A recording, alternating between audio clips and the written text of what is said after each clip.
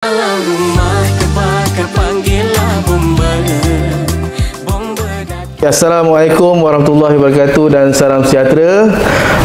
Anda sedang menonton podcast Bomba Johor secara rasminya, iaitu Siren Selatan, Kisah di Sebalik Api. Setiap episod, saya penolong kanan penguasa bomba Abdul Rahman Az-Zulkifli bin Saimi akan sentiasa bersama anda untuk setiap episod bagi menyelami dunia penuh cabaran dan semangat wira-wira merah kita di lapangan.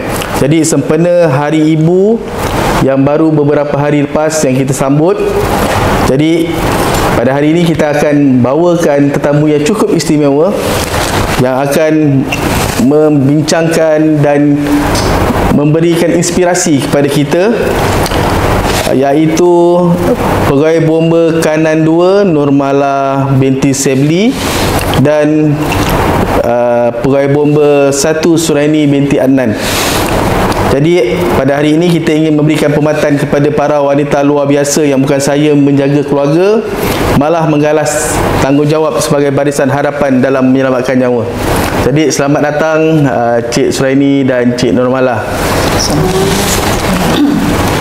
Jadi kita ada beberapa segmen pada hari ini. Jadi kita mulakan dengan Cik Nurmala lah. Mungkin pada peringkat awal ni boleh Cik Nurmala kongsikan tentang latar belakang dan bagaimana Cik Nurmala memulakan dalam bidang kebombaan ini. Okey, terima kasih kepada host kita hari ini, Tuan Rahman. Saya dilahirkan di Kuching, Sarawak dan berasal daripada Sarawak. Saya ada 6 orang adik-beradik. 6 orang. Jadi saya anak yang kedua lah. Selepas meninggalnya arwah abang saya. Okey. Selepas itu saya bekerja di kilang dulu. Sebelum menjadi seorang anggota bomba tu, bekerja di kilang dulu. Mungkin boleh ceritakan sikit pengalaman di kilang. Okey. Sebelum kita cerita pasal macam mana boleh terjebak dalam bidang kebombaan ni. Okey. Saya bila selesainya SPM, saya terus minta kerja lah. Jadi saya dapat kerja kilang lah masa tu. Okey. Jadi saya bekerja kilang selama 2 tahun. Oh, lama juga. Di kilang Comac, yang namanya Comac lah, Comac USA. Dia buat hard disk lah. Okey. Jadi masa tu bermulanya pekerjaan saya yang pertama. Okey. Jadi dapatlah gaji, happy kan, dapat gaji yang pertama kan. Dapatlah saudara adik-adik juga kan. Okey, selepas tu saya mula berminat untuk mengisi sistem. Di masa tu kita gunakan komputer yang jenis lama, yang segi empat. Ingat tak yang dulu-dulu teman-teman pakai apa, yang disket tu. Jadi kita ni nak masuk pun bayar 1 jam 2-3 ringgit macam tu. CC lah ni. CC. Jadi saya sekadar main-main saja sebenarnya. Jadi saya isilah dalam online, dalam SPA masa tu. Jadi saya isi semua, saya minta custom, saya minta penjara, saya minta dia ada apa waktu tu, ada 10 pilihan ya, betul. TUDM pun saya minta. Sebenarnya saya masa tu cuba-cubalah untuk salah satu yang saya dapat tu saya pergi je lah. Okey. Lepas tu tak lama yang dapat tu apa tu? Sebulan 2 bulan lepas tu baru sampai surat. Masa tu bomba panggilan yang pertama lah. Pertama bomba datang panggil dapat bomba. Dia kata tak sangka kan.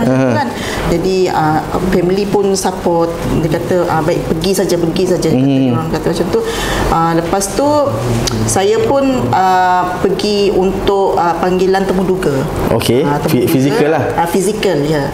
Jadi kita buat temuduga fizikal ni dekat HQ Kuching. Okey, Tabuan Jaya. Tabuan Jaya. Okey. Betul, ya.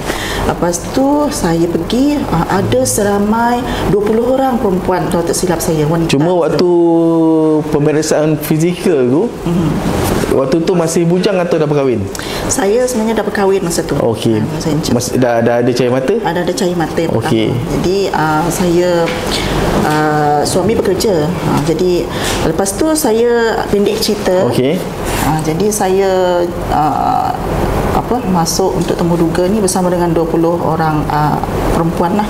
Dan selebihnya kebanyakannya lelaki. Saya tak berapa pasti berapa banyak. Okey. Mungkin dalam 100 200. Tu tahun bila? Tahun 2010 tak silap saya. 10 ke 11. Pemeriksaan fizikal 2010. Macam tu satu batch saya lah lebih kurang ni. Ya. Lepas tu jadi masa tu saya pun agak gugup jugalah, kan saya tak dapat kan.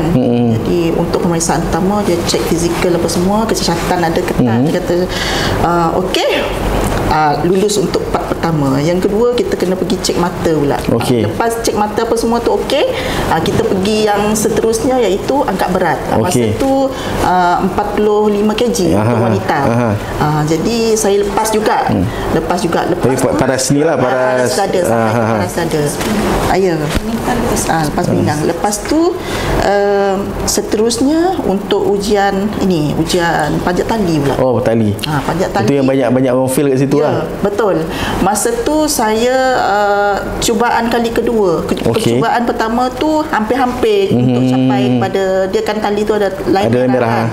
Jadi sedikit lagi nak capai ke line merah. Kita selalu kalau pemeriksaan fizikal ni dia ada 3 kali cubaan. Ya betul. Tapi saya masa tu dah kepenatan. Saya turun balik. Lepas tu banyak yang cuba memang fail. Masa tu jadi cubaan kedua dia ada 3 kali percubaan. Cubaan kedua tu alhamdulillah saya dapat lepas.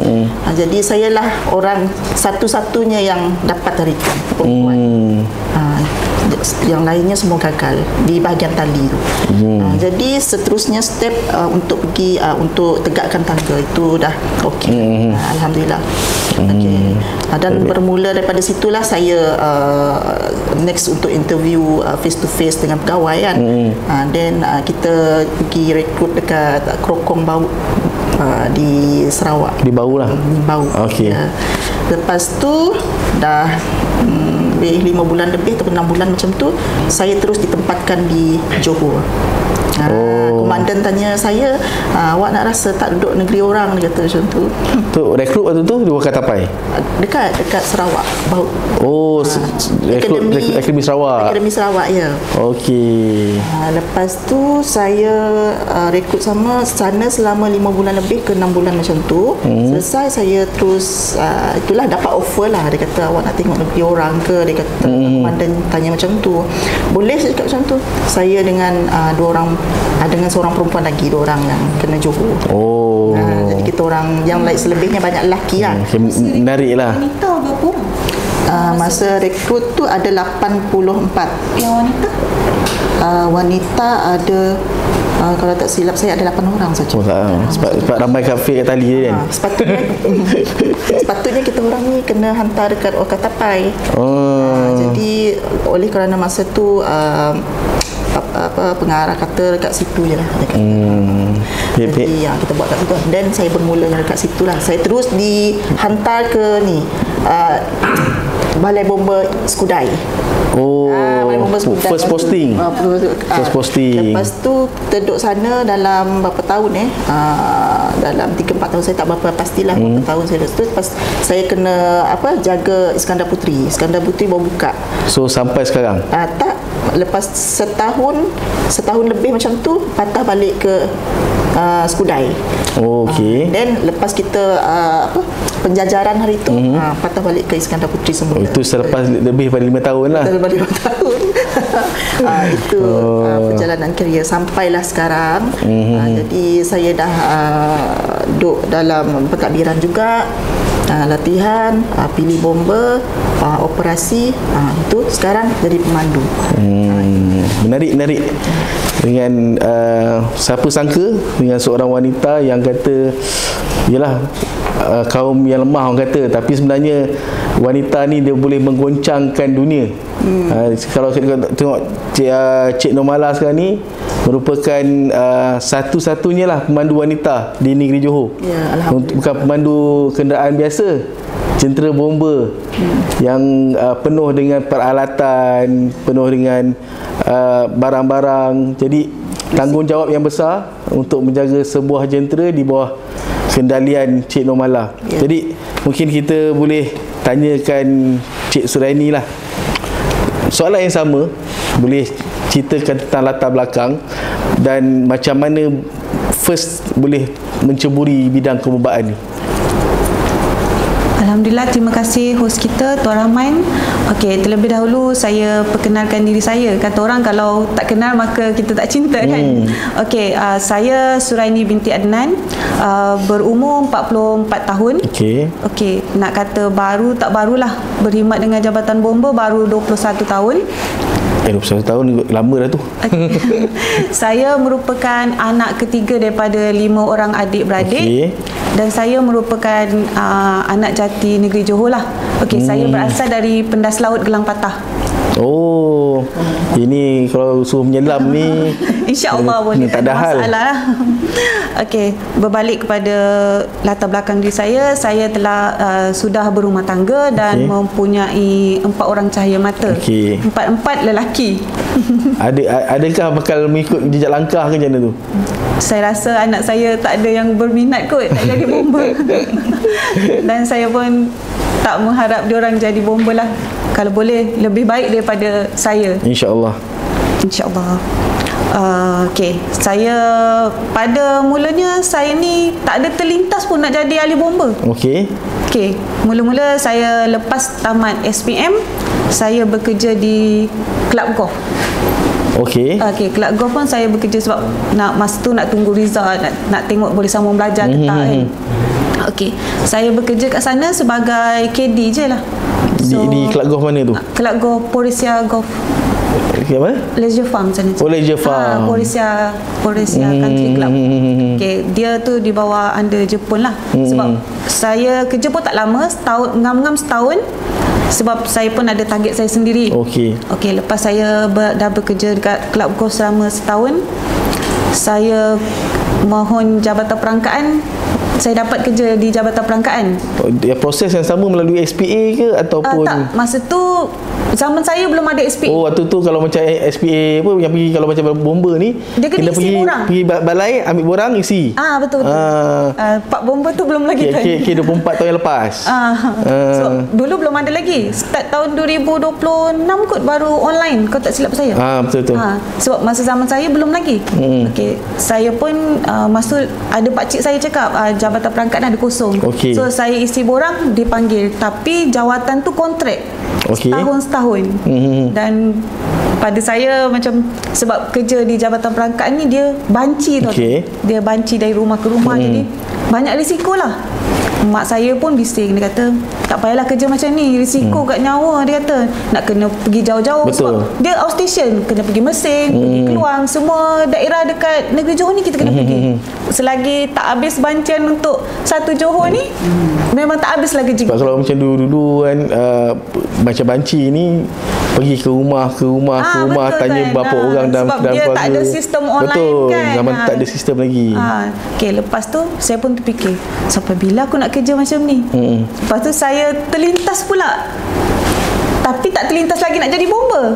Cuma terlintas nak kerja yang beruniform. Okey, saya pun minat tu daripada zaman sekolah ke apa yang nak uniform tu? Tak. Sebab bila saya dah kerja dengan Jabatan Perangkaan, hari-hari kena tukar baju tau. Kena, takkan kita minggu tu nak pakai baju sama kan. Itu terlintas, saya mesti nak kerja yang beruniform. Jadi saya tak ada fikir masalah pakaian. So saya terlintas, masa tu ada iklan dan saya pun pergi balai bomba Lakin ambil borang. So ambil borang, isi-isi, kena post ke Putrajaya. Dia bukan sistem online. Sebab bila post tiba-tiba dapat surat jawapan tawaran temuduga fizikal di Balai Hakim pada tahun 2003. 2003.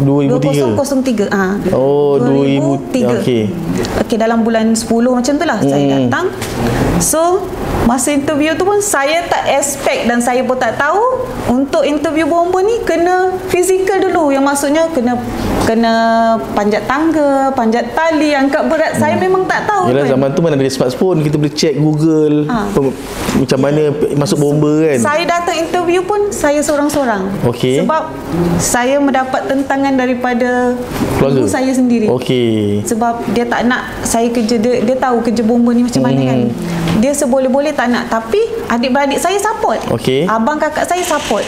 Sebab saya pun pada pandangan saya cuma satu je, nak ada masa depan yang terjamin. Masa tu saya tak kira dah uniform apa. Waktu tu masih bujang lagi lah. Bujang. Saya pun pergi interview. Dia panggil saya interview dalam bulan 10, 11 gitu dia panggil interview. So saya pun datang. Orang lain semua datang dengan family ni. Saya seorang-seorang drive sendiri, bawa kereta kancil, ingat lagi. Pergi sampai pegawai bomba tu tanya, "Awak tak ada family ke?" Dia cakap macam tu. Saya kata, "Kenapa, memang kena datang dengan family ke?" Saya kata. Lepas tu dia cakap, "Tak adalah, sebab interview ni biasanya mak bapak hantar. Sebab untuk makluman tuan, saya telah kehilangan ayah masa saya umur 16 tahun. Tengah tempat lah. Tengah tempat ayah saya meninggal. So tu saya cakap, saya nak ubah hidup saya dan juga keluarga saya lah. So alhamdulillah, masa tu sebelum raya dapat surat panggilan untuk panggilan rekrut di Kuala Kubu. Di Kuala Kubu. Waktu tu orang Katapai pun belum tengah bina-bina lagi. Masa tu ada intake pertama, tapi semua lelaki. Selepas intake saya baru dipanggil ada perempuan. Sebab masa tu dia punya asrama semua dia belum. Waktu tu 2003. Waktu tu yang KB10 apa semua kan. Masa yang pegawai belum tukar skim kepada KB17 lagi kan. Saya pun masa ditawarkan jawatan KB11. Bukan 17. Mungkin ramai penonton lah kata masing-masing just tahu daripada KB17, sekarang ni tukar kepada KB1. Jadi skim-skim yang lama saya mungkin boleh dikatakan dari KB11 pergi KB17, pergi KB19, KB1. 4 skim. Dan pada masa tu gaji basic pun baru 564 pun. 564 sebulan gaji basic. Basic tawaran KB11. Lepas tu tahun 2003. Tahun 2003 memang kecil lah. Lepas tu saya rekrut selama 9 bulan. Kami ditempatkan 2 tempat. Lelaki saja di Wakatapai. Dalam 700 orang lelaki saja. Dan di Kuala Kubu 30 orang, termasuk saya 7 orang wanita, 4 orang Sarawak, 3 Semenanjung. 30 orang wanita atau total 7 orang saja wanita. Daripada 30 daripada 700 lebih 7 orang je wanita. Yang lepas. Dan saya rekrut selama 9 bulan. Bukannya semacam yelah, macam sekarang 6 bulan kan. 9 bulan. Tolak tu hampir 10 bulan jugalah. Masuk 15 hari bulan 2 2004. Saya keluar bulan 12. Bulan 1 bulan 12 lapor diri. Posting pertama saya di Selangor. Balai? Di Selangor, di bahagian operasi negeri. Di tempat di Ibu Jabat lah. Di Ibu Pejabat Bukit Jelutong. Masa tu dia dah pindah dari Shah Alam pergi Bukit Jelutong. Kat Selangor tu berapa lama? Saya berkhidmat di bahagian operasi dari 2005 sampai 2007. Apabila saya dah mendirikan rumah tangga, saya mohon bertukar ke Kuala Kubu. Sebab suami saya bertugas di Akademi Bomba. So saya minta di Kuala Kubu. Suami pun bomba jugalah. So saya pindah ke Kuala Kubu. 2011 saya balik Johor. Bersama dengan suami? Dia balik dulu. Oh, dia balik dulu. Dia 1 bulan 1 2011, saya 1 bulan 4 2011. Oh. Okay, bila saya di Selangor hampir 7 tahun lah. Lepas tu saya ditempatkan, saya berpindahkan ke Johor, saya ditempatkan di Balai Johor Jaya 6 tahun. Lepas tu alhamdulillah rezeki dapat naik pangkat ke KB22, saya dipindahkan ke Balai Skudai sehinggalah sekarang. Di Johor Jaya 6 tahun, di Skudai sampai sekarang hampir 8 tahun lah. Macam sekejap saja. Yalah. Kalau kata base pada pengalaman tadi dah 21 tahun bertugas sebagai bomber, satu tempoh yang bagi saya bukan singkat lah. 21 tahun tu bukan baru, bagi saya bukan baru tugas. Sebenarnya yalah, bagi kalau orang sekarang ni kita macam otai-otai lah dah 21 tahun. Jadi tentang profession kita dah cerita, latar belakang kita dah tahu. Jadi mungkin Cik Namala boleh cerita sikitlah harapan sebagai seorang pemandu jentera, seorang wanita. Mungkin harapan Cik Namala kepada wanita-wanita di dalam Jabatan Bomber, mungkin adik-adik lah, tingkat adik-adik di Jabatan Bomber ni, apa harapan? Mungkin tak jadi 100% macam Cik Namala, mungkin sebagai orang lama, mungkin apa harapan? Sebelum Cik Namala menjawab soalan itu tadi, jadi kita berhenti rehat seketika. Alam rumah terbakar, panggillah bomber. Bomber datang. Saya Siti Rohani binti Nader, Penyarah Jawatan Bomber dan Penyelamat Malaysia di Johor, ingin mengucapkan Selamat Hari Ibu kepada semua ibu-ibu yang ada di Malaysia. Kita adalah wanita yang hebat. Kita mungkin lelah, tetapi cinta kita tak pernah padam. Selamat Hari Ibu semua. Alam rumah terbakar, panggillah bomber. Bomber datang. Harapan saya kepada wanita-wanita ataupun yang ada cita-cita untuk menceburkan diri dalam profession sebagai anggota bomber ni, sebagai anggota bomber wanita lah. Jadi kita jangan takut. Kalau kita ada impian, kita teruskan, masuk saja, kita galakkan. Jadi kita punya bakat, kalau ada bakat-bakat itu, keluarkan bakat tu, jangan pendamkan. Macam tu. Jadi contoh macam saya tak sebenarnya pengalaman memandu sebagai bawa jentera bomber ni daripada memandu sebenarnya. Jadi saya dah start memandu bawa motosikal dari darjah 5 lagi. Itu tak ada lesen tu? Tak ada lesen masa tu. Bawa motosikal kat kampung. Masa tu mak bapak susah lagi kan, bawa padi apa semua kita lah. Jadi abang, adik-beradik lelaki tak ada lah. Jadi saya lah adik cik-cik lagi. Jadi saya lah, dari situlah saya bawa motosikal sampai pengalaman banyak jatuh longkang banyak kali lah. Sebab kalau tak jatuh tak naik motor tu. Betul. Lepas tu dah tu saya bekerja dah 2000 dah berapa tahun saya pun tak ingat juga. Saya memandu, itu pengalaman saya boleh bawa jentera sampai sekarang lah. Saya dah terbiasa ni, dah tak ada apa lagi kekok lagi. Macam contoh orang tak berani ni, tak berani itu, tak berani ni. Tapi bagi saya skill tu daripada Allah bagi daripada diri sendiri. Kita punya keberanian tu daripada diri sendiri. Jadi saya hari tu pun suami saya tanya, awak cuba jadi ni, bisa support daripada suami.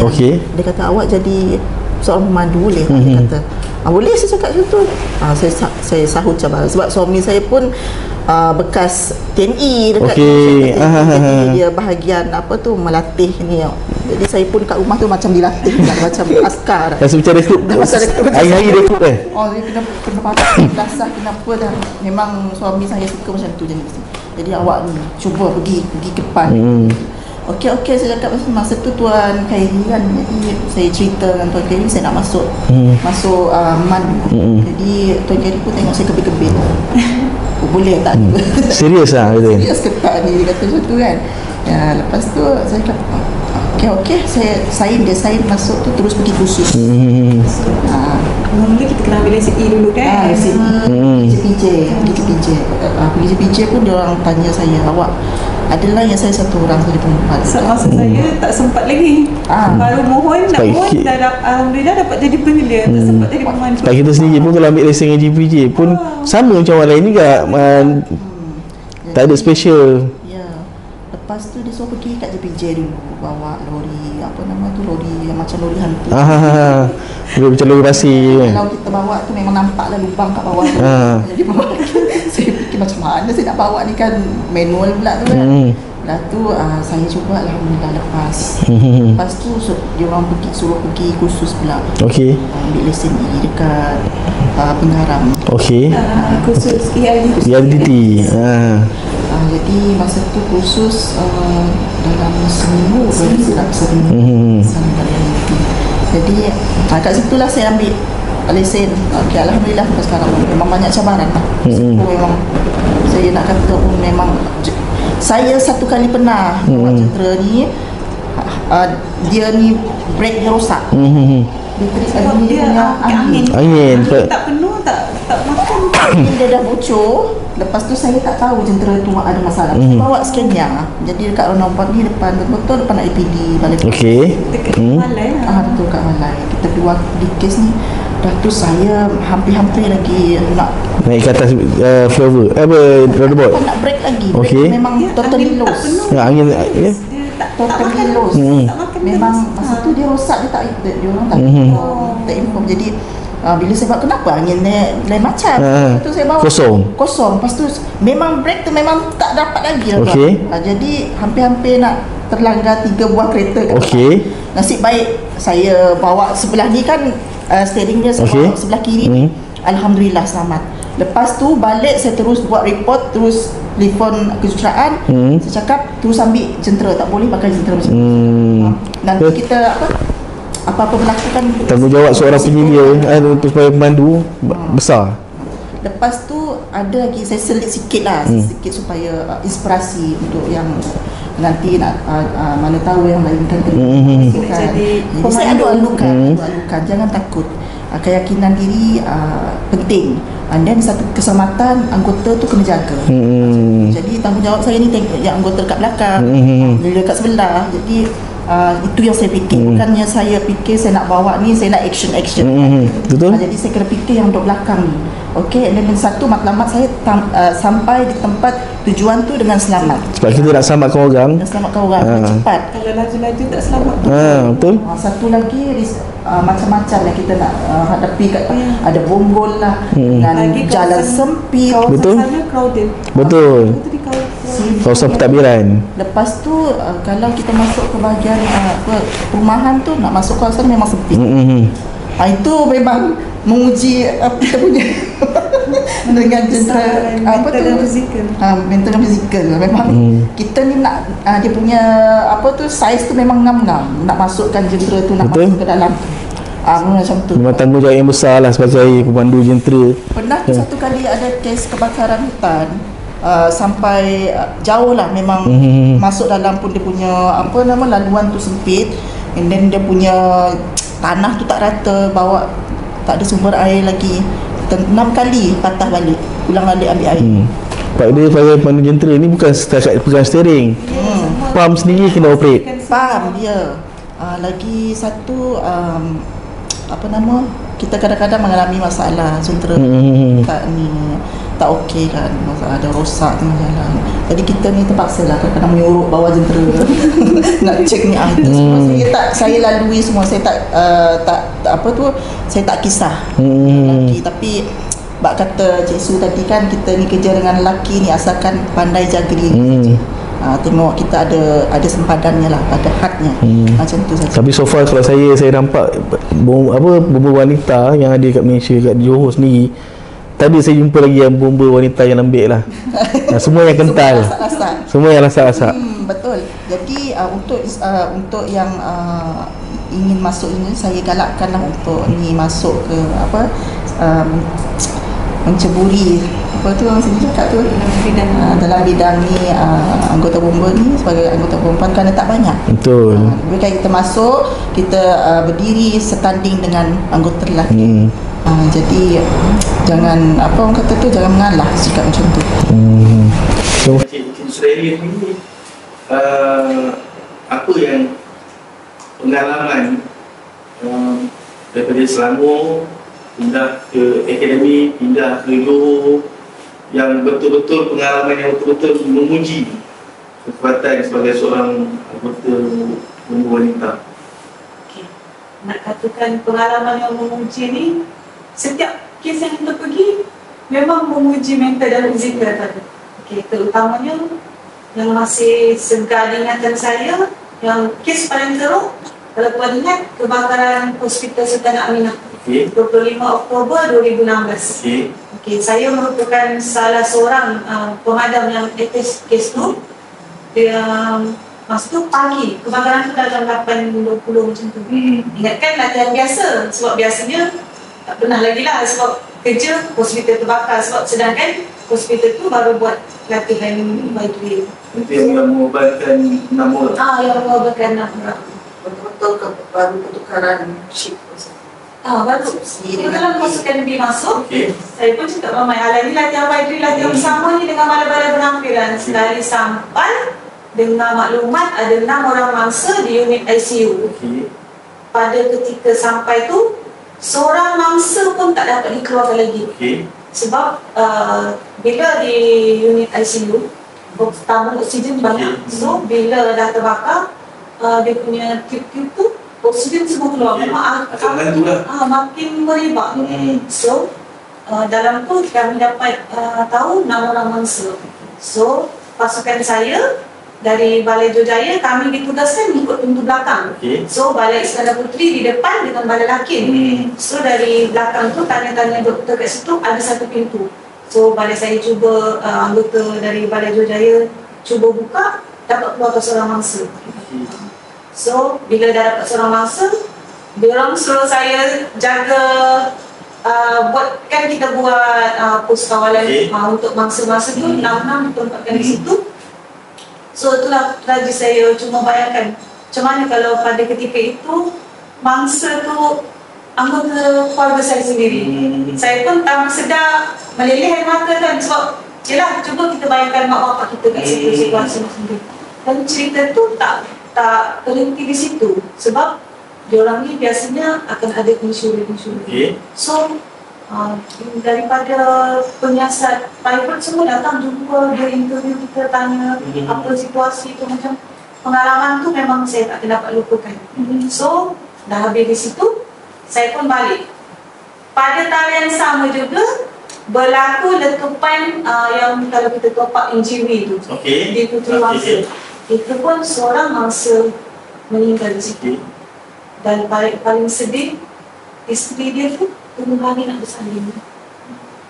Sekarang ni dah 5 dari 2016 dah 13 tahun. So memang balik sampai situ memang mangsa tak ada orang yang berada dekat. So kita orang buat cooling semua, keluarkan mangsa sebab dia meletup. Sebab sebenarnya bila dia meletup tu dia terbiarlah terbalik kat sana, tak ada orang berani sebab nak tutup box semua kan. So balik dari kes itu dan mangsa semua settle, berlaku pula kebakaran sekolah tingkat 4. Memang hari itu hari yang mencabar betul lah. Macam kita, yelah tapi benda nak jadi kan. Kebakaran sekolah di tingkat 4 bumbung. Macam ya Allah, betul-betul menduga pada hari itulah. Itulah semacam satu hari yang mengajar saya erti macam mana tugas cabaran tugas bomba sebenar. Kalau setakat kebakaran kilang kita jumpa pun setakat di situ je tak ada mangsa. Jadi bila melibatkan mangsa memang kita akan terpikirkan lagi kalau pengalaman. Di Selangor saya ada pengalaman bas ekspres mati dan infak lagi. Ada masa tu 7 orang mangsa dari Rawang ke Bukit Beruntung. Itu dulu selalu memang ada berlaku kemalangan basket. Dalam tu. Kat situ pun 7 orang mati. Mangsa bawa bas tu. Bayangkan macam kita terkaku tu nak buat apa tahu tapi lah. Dia buat kesemangat lah. Macam mana fizikal. Ada sekali pun masa tu sendiri. hadapi juga. Kalau nak cerita yang paling teruk tu memang banyak lah saya cakap. Sebab dah dekat Bungkul ni, semua kes kita akan jumpa. Dari macam kata orang, cincin dah tak boleh keluar, tangan masuk turun pintu, semua macam kes yang kita tak expect pun boleh jadi. Jadi semua kat Bungkul ni semua kita akan jumpa. Dan bila kita bertugas di Bungkul ni, kita bukan setakat dekat Bungkul ni, banyak part lagi yang kita belajar. Kita boleh jadi cikgu, kita boleh jadi chef, kita boleh jadi doktor, semua kita boleh jadi. Macam kita pun maklumlah yang Suriani merupakan seorang penerima sejabataan waktu pembalasan tahunan di Jabat itu. Jadi mungkin boleh cerita sikit pengalaman ketika itu, macam apa yang terjadi? Pada ketika itu saya bercuti. Sebab saya ni jenis suka minat bercamping. Lepas tu anak-anak saya pula dia kalau camping dia suka tepi pantai, dia tak suka sungai. So kami pun plan. Masa memang saya sebenarnya ada 2 orang mak. So saya dua orang mak ni, kami ada 10 beradik. So mak pertama 5, mak kedua 5. So 10 beradik ada masa tu, kecuali seorang abang saya tu sebab dia ada slip disc jadi dia tak dapat pergi, jadi tinggal 9 orang. So masa saya bercamping selama 3 hari 2 malam lah. Pada hari esok, hari saya sampai tu dah siap-siap pasang semua. Hari esoknya memang hari cuti masa tu, betul-betul cuti Christmas kalau tak silap saya. Kan cuti panjang. So pengunjung pun ramai. So masa tengah sembang-sembang ni, tiba-tiba ada orang jerit minta tolong. So masa kejadian tu terdapat 2 orang lemas. Dia dua beradik. Seorang dalam umur 12 tahun, seorang lagi 18 tahun. Dan nak dijadikan cerita, yang umur 18 tahun yang saya selamatkan, satu polis vocational dengan anak saya. Tu cerita-cerita dia kenal. So sebab saya mula macam fikir nak selamatkan ke tak, saya fikir. Tapi kalau terdetik bila kita seorang penyelamat, walau macam mana pun kita akan cuba selamatkan nyawa. So tanpa beli lagi, saya ambil life jacket sebab kita orang kalau camping memang akan bawa satu life jacket lah sebab tepi pantai kan ini. So saya pun pakai, saya pun tak terfikir tentang keselamatan diri saya tahu sebab saya tengok mangsa tu dah nampak lagi dia cuma hold pada buaya tu, itu pun dah tinggal kepala dia macam ni je, dia pun dah lemah dah. So dia dah berusaha selamatkan adik dia dulu. Sebab dia bila ombak, betul-betul masuk ombak kuat, bila ombak tu di pantai Pumbai, dia akan menarik. Dia akan tarik. Bila tarik tu memang tak boleh nak sebenarnya. Dia makin ke tengah. Saya pun bertekad tanpa fikir panjang. Saya cakap, sebab saya anak paling kecil umur 4 tahun. So saya pesan dengan mak saya, mak tolong tengok anak saya. Saya pakai life jacket, saya terus lari je pergi selamatkan dia. Bila saya sampai tu dekat mangsa dah lemah, dia tak boleh nak ni. Saya cakap, awak, saya tak dekat dulu dengan dia sebab kita tahu orang kalau panik dia akan lagi rakus kata orang kan. Saya cakap, kalau awak nak selamat, awak ikut apa yang saya cakap. Saya cakap, awak pegang saya, awak jangan tekan. Awak kalau boleh jangan kepala awak je bilang. Saya cuba kaya. Alhamdulillah lah, saya dapat menyelamatkan mangsa ke daratan lah. Dan untuk makluman, cerita tu sebenarnya tak viral pun. Nak dijadikan cerita, sebelah kemah saya tu kawan baik Datuk Izram. Dia kata saya classmate Datuk Izram. Saya akan bagi tahu Datuk Izram kisah awak ni. Sebab mula dia tak tahu saya bomba. Lepas tu bila saya dah selamatkan semua, bomba Pumbai datang. Bomba Pumbai sampai, kebetulan masa tu saya kenal Cik Harun. Dia pun cakap, aku tahu ni mesti kau yang selamatkan Surya. Kalau orang lain aku tak confident. Kalau kau ni lagi sikit dia cakap. Sebab dia kenal saya. Sebab dia pun jurulatih olahraga saya. So dia naklah saya macam mana orang ni kan. Dia kata, lepas tu memang saya selamatkan, tapi dia diam je lah. Dan saya tak tahu macam mana kawan Datuk Izwan tu boleh tahu saya bomba. Dia pun datang jumpa saya. Maksudnya dia datang sendiri. Okay, saya nak jumpa awak sekejap. Dia kata awak ni bomba. Saya bomba. Kenapa awak nak selamatkan orang? Cakap nyawa orang ni lebih berharga. Sebab kita ada satu nyawa je. Bukan macam kucing ada 9 nyawa macam dia. Dia kata, Bila saya pun tak terfikir awak wanita sanggup mengadakan nyawa untuk selamatkan orang. Cakap bila kita seorang penyelamat, nyawa lebih utama saya cakap dengan dia. Lagi kita rasa confident kita boleh selamatkan dia. Dia pun, saya kena bayarkan dekat Datuk Izwan ni, dia kena bagi penghargaan. Itu cerita dia stop. Lepas tu selang berapa bulan, Tuan sendiri telefon saya kan. Dia pun, masa tu kecoh, Putrajaya semua telefon balik. Kenapa saya boleh attest kes tu? Sedangkan dia tak tahu saya bercuti. Dia kata, kenapa balik sekudar pergi bukan? Masa tu saya bercuti dengan family. Itulah sebab kata, sebagai ahli bomba kan, kalau tanya yang mana-mana ahli bomba dekat sama ahli bomba ataupun satu Malaysia, even dia cuti ataupun tengah khusus, tapi kalau waktu tu dia ternampak kemalangan. Ya, kalau kemalangan, ada mangsa, lepas tu ada budak, mesti kita nak tolong dengan walau macam mana. Sebab kena ditanam dengan sifat orang terbiasa dah. Jadi terbawa-bawa. Cuma kan soalan seterusnya, sepanjang menghadiri operasi, dia start pada bomba, sebelum bomba, ada tak persepsi masyarakat tentang macam mana wanita abuse bomba boleh kita macam lelaki juga mungkin Cesu boleh? Okay. Kalau awal-awal ni kan, kalau contoh kata kita pergi kes kebakaran rumah lah kan, kalau bila kita dah pakai baju api, orang tak akan tahu kita wanita kan. Sebab kebanyakan lelaki pun dia akan pakai hook. So dia tak tahu pun wanita. Lepas tu bila kita dah habis semua, kita buka baju baru, dia akan expect itu wanita.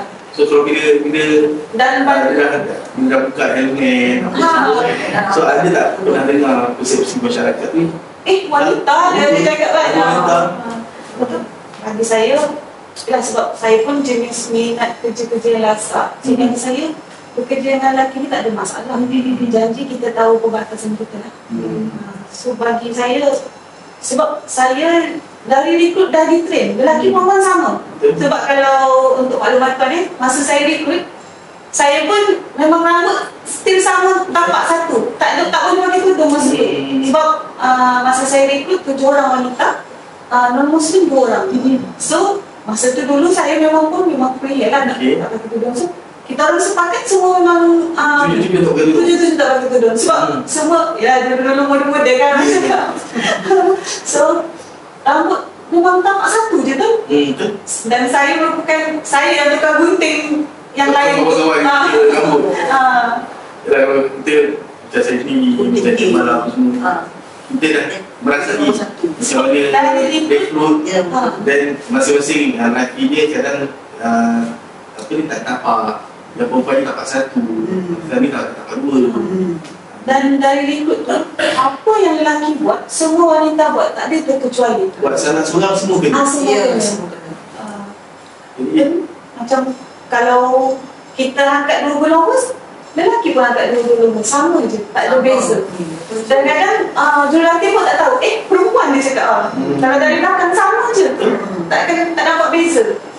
Jiwa tu yang bawa daripada rekrut, bawa sampai kerja. Sebab tu macam bila kita dah biasa dengan lelaki, bila di balai, walaupun saya di Kuala Lumpur saya seorang wanita, Johor saya seorang wanita, Skudai ni pun baru-baru ada masuk lagi 2 wanita. Sebelum ni memang seorang, jadi macam tak ada masalah. Dan saya jujurnya, saya lebih suka kerja dengan lelaki dari wanita. Dengan wanita ni, ialah kita pun faham. Malah pun tahu, fahamkan perempuan, bila betul kesan perempuan ni banyak ada. Kalau macam saya pun tak sama dengan dia pun tak sama dengan saya kan. Kita perangai tak sama. So saya lebih suka dengan lelaki dan kita banyak syahadat orang cakap. Dengar tu habis.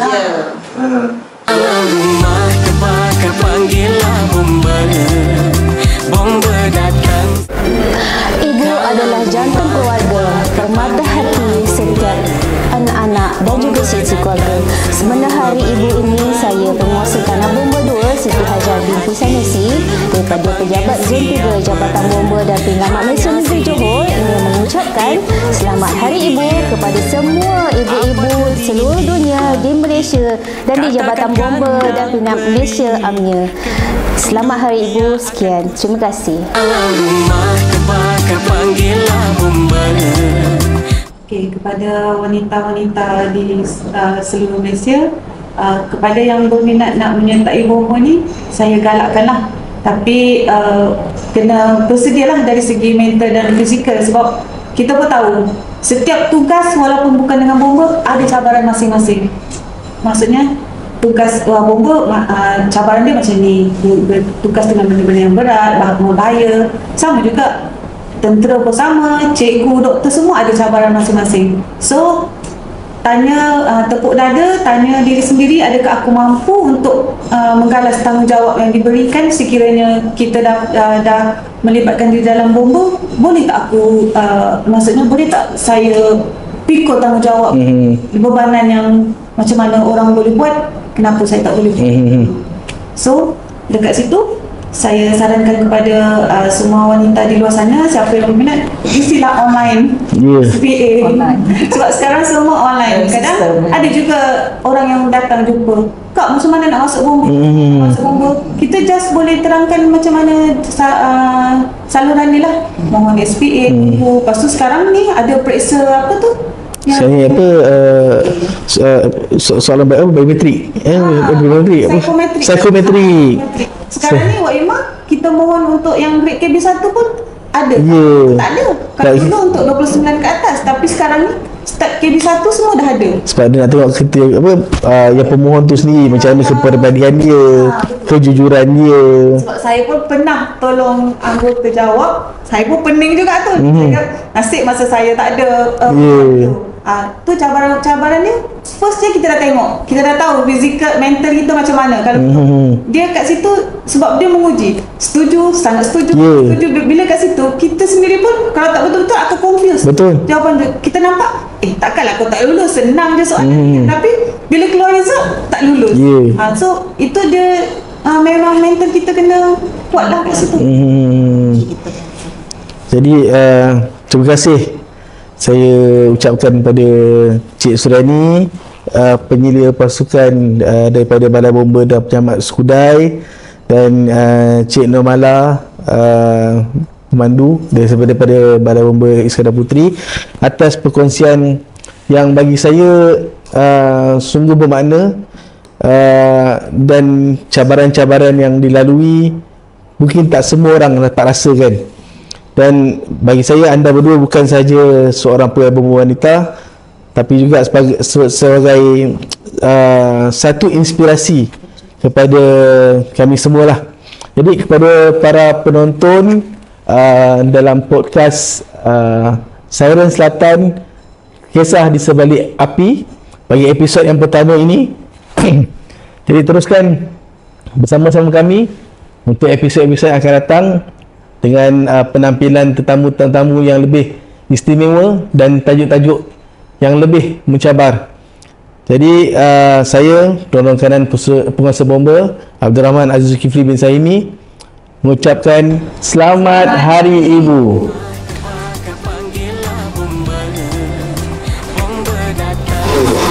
Assalamualaikum warahmatullahi taala wabarakatuh dan salam sejahtera. Saya penguasa kanan bomba 2 Nur Syuhada binti Amsari, Ketua Zon 4 JBPM Negeri Johor, mengucapkan Selamat Hari Ibu untuk semua ibu di Malaysia dan di Jabatan Bomba dan Penyelamat Malaysia khasnya. Semoga hari-hari ibu sentiasa ceria dan penuh bermakna kerana dirimu begitu berharga.